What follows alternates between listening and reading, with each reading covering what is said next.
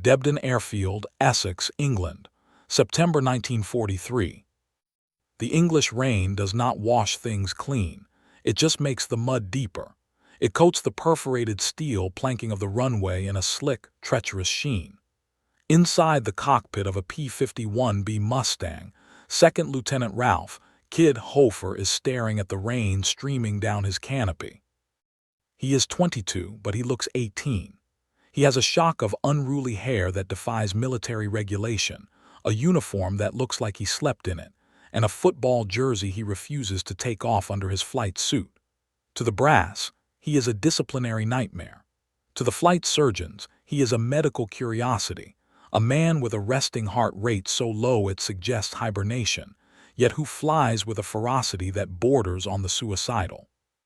He is not supposed to be a fighter pilot. He washed out of the Royal Canadian Air Force for lack of discipline. He barely scraped through the U.S. Army Air Force's training. He flies by instinct, not by the book. And in a machine as unforgiving as the P-51 Mustang, instinct is usually a one-way ticket to a smoking hole in the ground. The P-51B is a thoroughbred. It is powered by the Packard Merlin V1653, a liquid-cooled masterpiece producing 1,600 horsepower. It has the new laminar flow wing, a mathematical marvel designed to reduce drag and increase range.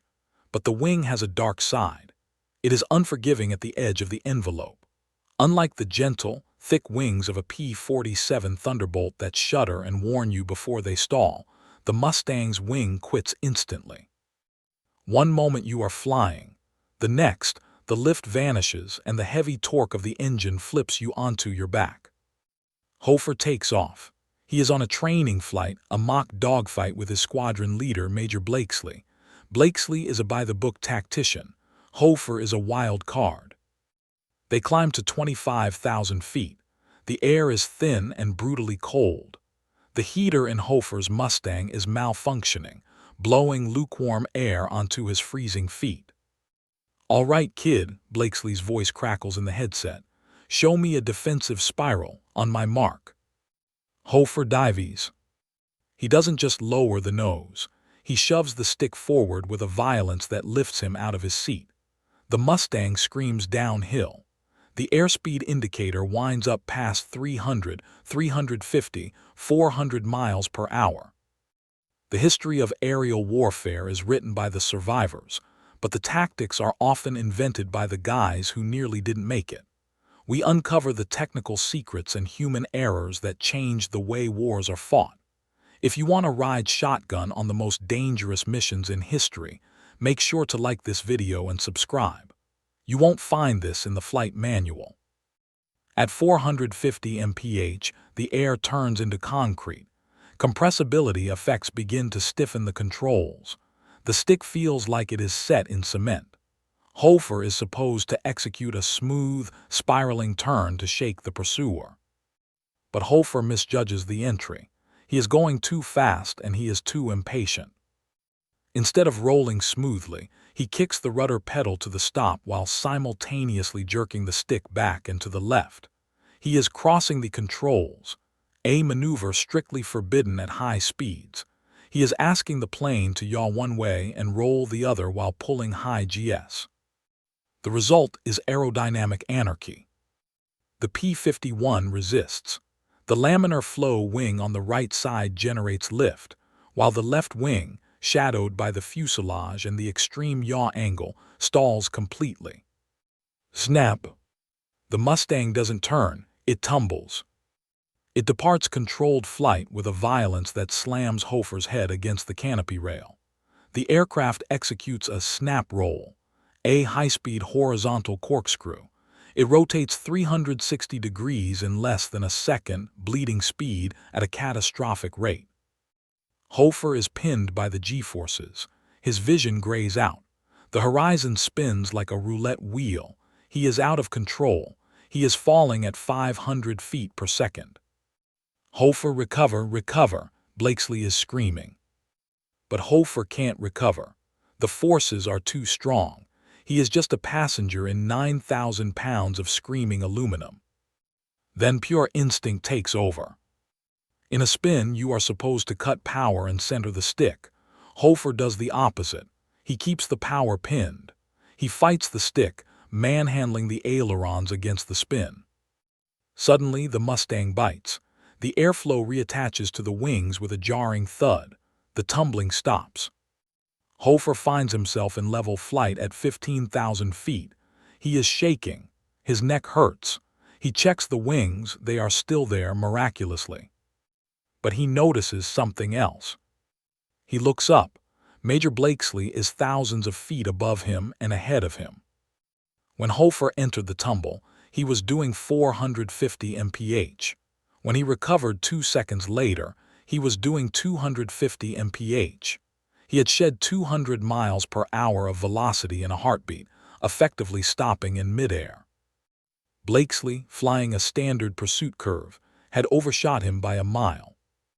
Hofer wipes the sweat from his eyes. He looks at his hands. They are trembling, but his mind is racing. He didn't just crash, he braked.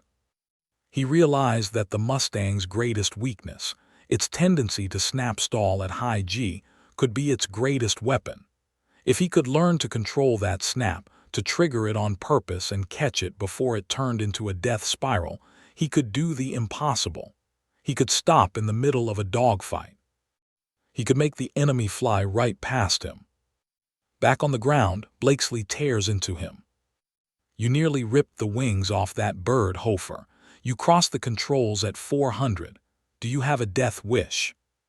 Hofer leans against the fuselage, picking a piece of chewing gum from his wrapper. He grins, a lopsided, reckless grin. I didn't rip 'em off, Major. I just flexed 'em. You're grounded, kid. Go think about physics for a few days. Hofer goes to the barracks, but he doesn't think about physics. He thinks about the feeling of the snap, the violence of it, the way the horizon blurred.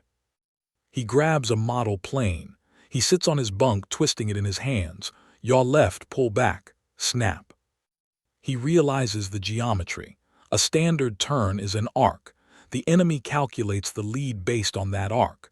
The snap is a vertex. It is a sharp corner in a round world. If he can master the Hofer Snap, he can become a ghost. He can be there 1 second and gone the next. He spends his grounded days visualizing it. He talks to the crew chief, Sergeant Ski Wozniak. Ski, check the rudder cables, tighten them up. I need them responsive. They're spec, Lieutenant. Make them tighter, I need it to kick. Ski looks at him like he's crazy. You're gonna break the cables, sir. Just do it, Ski. Hofer is reinstated a week later. He goes back up. He practices. He climbs to 30,000 feet and throws the Mustang into violent snaps. He learns the edge. He learns exactly how much rudder causes the tumble and exactly how much aileron catches it. He learns that the P-51 is not a lady. She is a wild horse. And you don't ride a wild horse with gentle hands. You ride it with spurs. He is ready for combat, and the Luftwaffe has no idea what is coming. They are used to American pilots who fly by the manual, smooth, predictable, safe. They are not ready for the kid. March 1944, over the North Sea. The P-51s of the 4th Fighter Group are escorting B-17s to Berlin. It is the first time the Americans have gone all the way to the capital. The Luftwaffe is up in force. Hofer is flying Salem representative. He is bored. Formation flying is torture for him. He drifts out of position, wandering, looking for trouble. Blue 4, tighten up, the flight leader barks. Roger, Hofer mumbles. He doesn't tighten up. He spots a dot on the horizon below, a straggler. He breaks formation. He dives. It is a Messerschmitt Bf 109G. The pilot sees Hofer coming and brakes hard right, diving for the deck. Hofer follows. The chase is on. They are screaming down from 25,000 feet to 5,000 in seconds. The German pilot is good. He uses the 109 superior roll rate to jink and weave.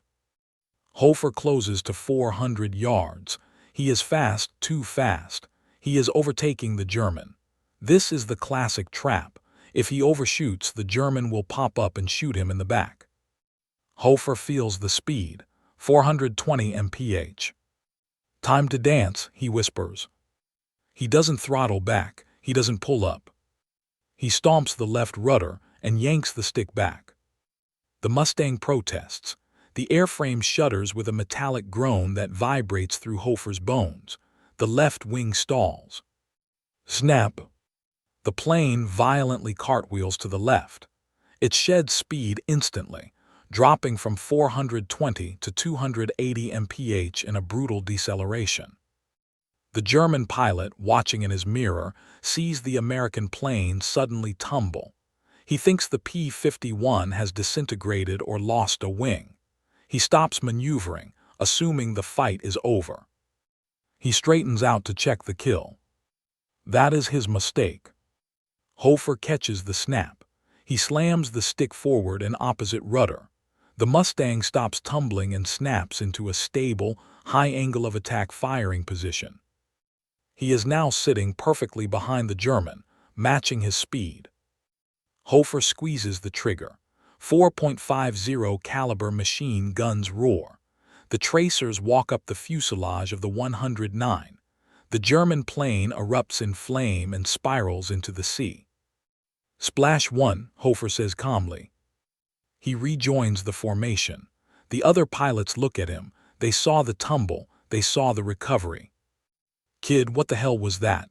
one of them asks over the radio. "Just clearing my guns," Hofer quips. But the word spreads. The Hofer Snap becomes a legend in the barracks. It is dangerous. It is reckless, but it works. Hofer's tally starts to climb. 5, 10, 15. He becomes an ace in a day. He destroys aircraft on the ground and in the air. He flies with a reckless abandon that terrifies his wingmen. He often returns alone, claiming he got lost, but his gun camera footage tells the truth. He goes hunting. But the maneuver takes a toll, not on the pilot but on the machine. The P-51 is built to take 7.33 gs. Hofer is pulling 9 or 10 in the snap. The rivets on Salem representative are popping. The skin on the wings is wrinkling. Crew Chief Wozniak is having nightmares. "Lieutenant, the main spar is stressed," Wozniak pleads. "You're bending the bird. She's gonna fold up on you one day." "She likes it rough ski," Hofer says, patting the nose of the plane. "Don't worry, she won't quit on me." But the Luftwaffe is adapting. They are bringing in the new Focke-Wulf 190 D9s, the long-nosed Doras. They are fast. They can climb with the Mustang.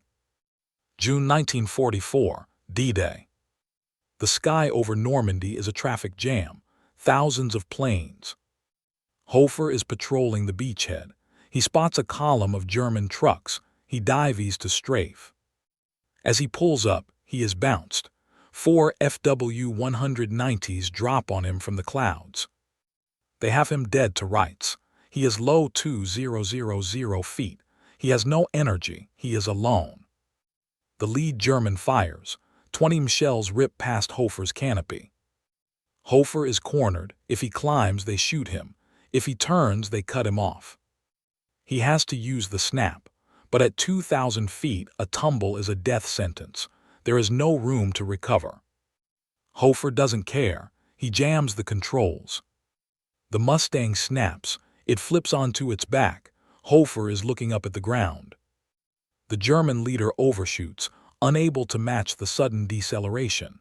He flies past. Hofer is inverted, falling. The trees are rushing up, 1,000 feet, 500 feet. He pushes the stick forward, which is down relative to the horizon to keep the nose up, then rolls upright. He pulls out at treetop level. His prop wash kicks up dust from a French field. He is alive. The Germans are circling above, confused. But Hofer isn't running. He is angry. He pulls the nose up. He climbs back into the fight. He attacks the 4 Germans alone. It is a dogfight of insanity. Hofer is throwing the Mustang around like a toy. He snaps, spins, skids. He flies sideways. He flies backward in relative terms. He shoots down one FW-190, then another. The remaining two flee. They have seen enough. They think they are fighting a madman. Hofer lands at a forward airstrip in France. He taxis in. He shuts down. He sits in the cockpit for a long time. His hands are shaking so bad he can't unbuckle. He is covered in sweat and oil. A ground crewman climbs up. "You okay, sir?" Hofer looks at him. His eyes are wide, manic. "I need ammo," Hofer says. "And gum, got any gum?" He is burning the candle at both ends. The stress of the G-forces, the constant combat, the refusal to rest, it is eating him alive. He is 22, but he feels 50. He has proven that the accident is a weapon, but a weapon eventually runs out of ammo, or luck. August 1944, the shuttle mission. The 4th Fighter Group is flying a shuttle mission, England to Russia, then to Italy, then back to England. It is a marathon of combat. Hofer is tired. He has malaria. He refuses to see the doctor because he knows they will ground him. He flies with a fever. He shivers in the cockpit, wrapped in wool blankets under his harness. They are over Hungary. Bandits 12 o'clock low Stukas. It is a slaughter pen. A formation of Ju-87 Stuka dive bombers is attacking a Russian column. They are slow, vulnerable targets, but they are escorted by Bf-109s. Hofer dives. He ignores the escorts. He goes for the Stukas. This is where the legend of the 7 enemies solidifies. It isn't a single turn that kills 7 planes simultaneously. That's physics-defying. But it is a single engagement, fueled by the snap turn, that allows Hofer to destroy an entire flight in seconds. He drops on the rear Stuka. He fires. The bomber explodes. He doesn't pull up. He keeps his speed up, 400 mph. The next Stuka is 500 yards ahead, but the escorts are diving on Hofer now. 3 Bf-109s are on his tail. Hofer is in the middle of the enemy formation. He has targets in front and killers behind. Most pilots would break off. Hofer presses. He fires at the second Stuka. It catches fire. The 109s are closing. Tracers zip past his ears. Hofer executes the snap. He yanks the stick. The Mustang tumbles to the right, shedding speed violently. The 3 109s overshoot. They scream past him, unable to slow down. Hofer catches the tumble instantly. He is now behind the 3 109s that were just chasing him. It is the ultimate reversal. He lines up on the center 109. Bang! The German wing shears off. He skids the Mustang left, a flat, uncoordinated yaw using the rudder. He lines up on the left 109. Bang! The pilot bails out. He snaps the plane right again. He lines up on the third 109. This German pilot is terrified. He dives. Hofer follows. He is relentless. He fires a long burst. The 109 explodes into the ground. Hofer pulls up. He is breathing hard. The fever is making his vision swim. He sees 2 more Stukas ahead. They are trying to run. He has the energy. He climbs, zooms over them, and rolls inverted. He drops down from the vertical, the splittess. He kills both of them in one pass. In less than 2 minutes, Hofer has destroyed 5 aircraft and damaged 2 others. He has used the snap turn to convert a defensive death trap into an offensive slaughter. He has rewritten the geometry of the fight. He turned a straight line into a circle and a circle into a knot. He radios his squadron. "I'm out of ammo, heading to base." He lands at the Russian airfield at Poltava. The Soviet mechanics gather around his plane. They touch the gun ports. They are blackened, the paint blistered from the heat of the barrels. A Soviet general shakes his hand. "You fight like a Russian," the general says. "You fight with your heart, not your head." Hofer smiles weakly. He is pale. He is shaking from the fever. "I fight with my feet," Hofer says, pointing to his rudder pedals. "It's all in the feet." But the machine is dying. Salem representative is warped. The fuselage is twisted slightly. The aircraft flies crabwise. The stress of the high G snaps has ruined the airframe alignment. Hofer doesn't care. He sleeps under the wing that night. He dreams of falling. He dreams of the spin.